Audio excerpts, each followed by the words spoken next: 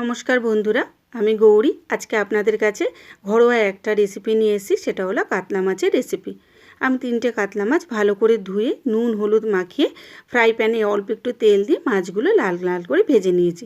মাছগুলো ভাজা হয়ে যাওয়ার পর আমি একটা অন্য পাত্রে মাছগুলো তুলে নিয়েছি এবং ওই একই তেলের মধ্যে শুকনো লঙ্কা, এলাচ আর কালো জিরে একটু ফোড়ন দিয়েছি। এরপরে আমি একটুখানি রসুন পেস্ট ছিল, ওই রসুনটা ওর মধ্যে হালকা লাল লাল ভেজে নিয়েছি। রসুনটা ভাজা হয়ে যাওয়ার পর ওর মধ্যে একটুখানি আদা পেস্ট মিশিয়ে নিয়েছি।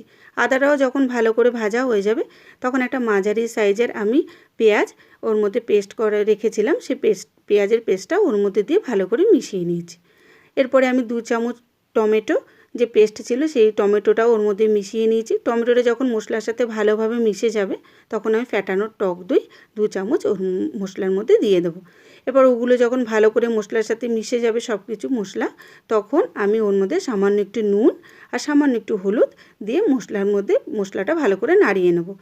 তারপরে ওর মধ্যে আমি মশলা রং হওয়ার জন্য একটুখানি কাশ্মীরি লঙ্কার গুঁড়ো দিয়েছি এবং অল্প একটুখানি সামান্য একটা মতন আমি শুকনো লঙ্কা বাটা ওর মধ্যে মিশিয়ে নিয়েছি। যখন ওই মশলাগুলো সব ভালোভাবে ভাজা হয়ে যাবে তখন তার মধ্যে আমি সামান্য একটু জল দিয়ে তারপরে মাছগুলো দিয়ে ভালো করে ঝোলটা শুকিয়ে নিয়েছি, জলটা ওর মধ্যে।